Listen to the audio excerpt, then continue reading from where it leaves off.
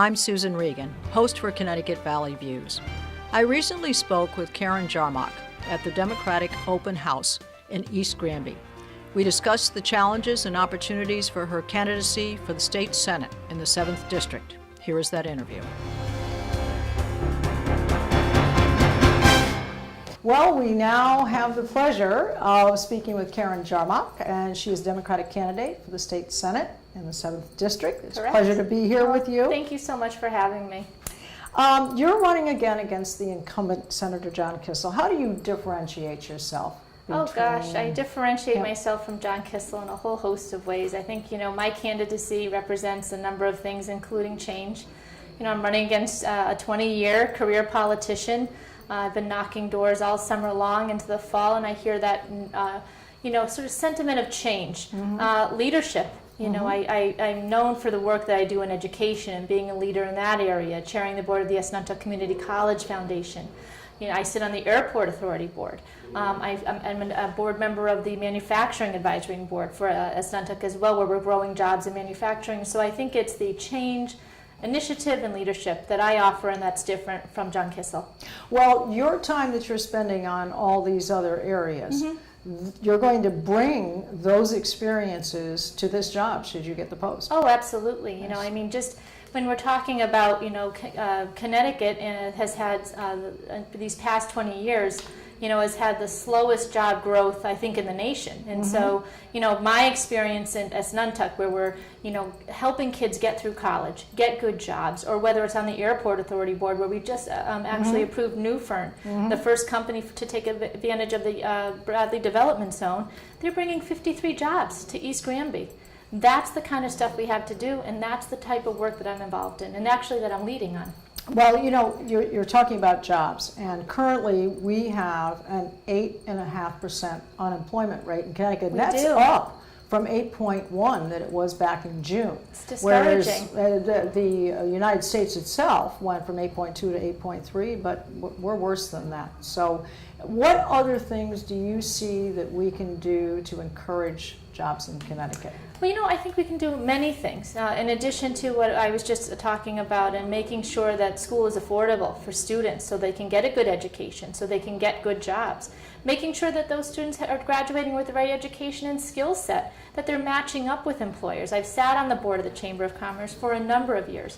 Quite honestly, one other piece I think that we didn't talk about quite yet is the state budget. I think businesses need to feel that there's stability in our state, and there's stability in the budget where they can invest in their business and grow jobs. Well, we do have a deficit right now, $144 million deficit. Connecticut does. And do you see that as raising taxes to make up that deficit? Or no, I think there's still opportunity to cut spending.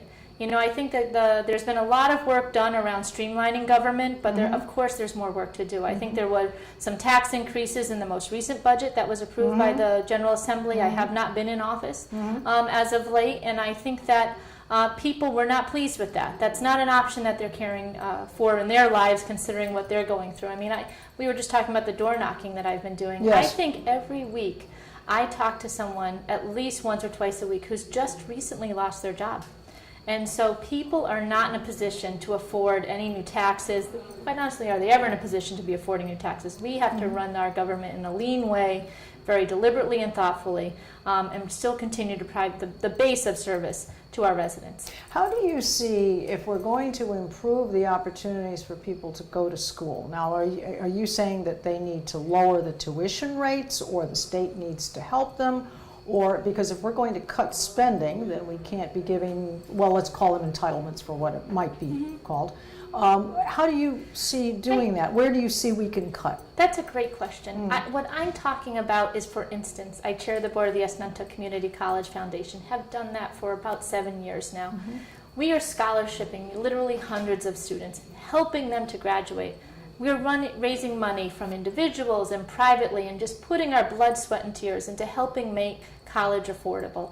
And that's how I go about that. So the state schools are actually funding themselves and fundraising for themselves. Some of them are with the work that takes a village. We're community members. We care about these kids in our community. We want them to graduate with a good education and the proper skill set to get a good job. And that's just one option. that I'm sharing with you. I do know that at the University of Connecticut, they are looking at that too, that they're looking to make sure that there is a dovetailing of giving people the right classes to set them on the right career paths to match up to the jobs that are available in Connecticut. And keep more young people here, because a lot of people leave the state. They're leaving our state, and that's such a key component that you're talking about, is matching up the skill set and the education with business. You know, I attend many of the events of the Metro Hartford Alliance. Again, I used to sit on the North Central Chamber Board. I was so pleased to be the keynote speaker for the East Granby Chamber of Commerce in February in my role on the Connecticut Airport Authority. I think it's just making sure that our educators are matching up the skill set and the education necessary so that we have a very ready workforce.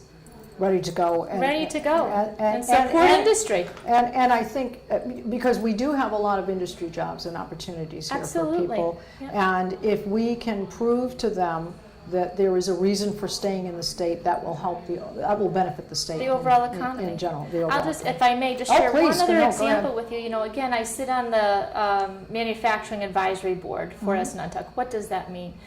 SNUNTUC has a manufacturing technology program, which is actually a model throughout the state. We meet quarterly with the manufacturer leaders throughout this whole region, in East Granby as well. And what we're ensuring is that their skill set is matching up. Right. They have a 96% job placement rate on the day of graduation for that program. That's an unbelievable rate. 96%. These students are getting the right skills, getting the right education, and getting good jobs where they're starting at $40,000, $50,000 a year, which is a great opportunity for these students. Well, if I may ask, in what areas is that happening? Are we talking engineering? Are we talking computer science? We're talking about teaching? What areas? So I'm talking about manufacturing. Okay, which just there used to be. So a trade school. It's not even trade school. Actually, these students need to know math and calculus and more high-tech pieces to this industry. It's not what it used to be, and that's what we're trying to convey so much, so I'm so glad you brought that up. But this is a really comprehensive program where some of them actually have to spend some time with some academic support initially so they can get prepared to engage themselves in this program. So they might have to shift. They might have to shift a career objective, or even on a temporary basis, but at least what they're trying to do is to it's a survival method to adapt to what is here. Yeah, manufacturing has changed greatly. I mean, it's not that dirty, industry that, and I say that because that's what manufacturers say. They say, people used to think, they still think of it that way. It's not, this is a very highly skilled workforce that is doing this, very precision type work. And students who are just graduating from high school are engaging in this program, but quite honestly, there are many displaced workers or who are having to make a career change. And a lot of older people are staying in the workforce longer, too. And manufacturers for this particular program are scholarshiping these students because they want them to have that skill set, and then they hire them. Sure. It's a great fit. Well, there are, with this $144 million deficit here, you're one of the things that, and I may have this wrong, but correct me on this. Okay. We're talking about putting fees and tolls on the HOV lanes in the state. Is that a way to offset this deficit balance? Or not? Again, because that's still another tax or another fee or another burden for the consumer here in Connecticut. I don't think that's the correct route to go, no pun intended.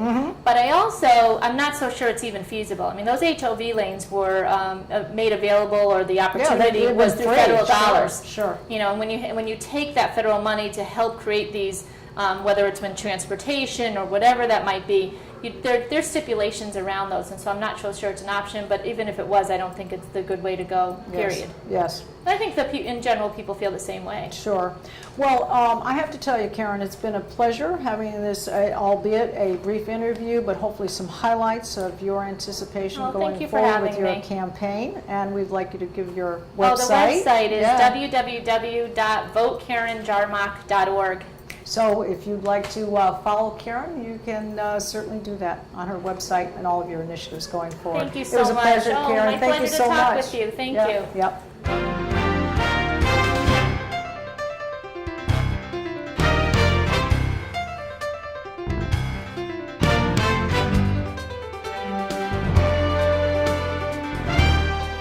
For our viewers, you can see all of our programs on our website at www.ctvalleyviews.com and email me at ctvalleyviews@cox.net with your questions and comments.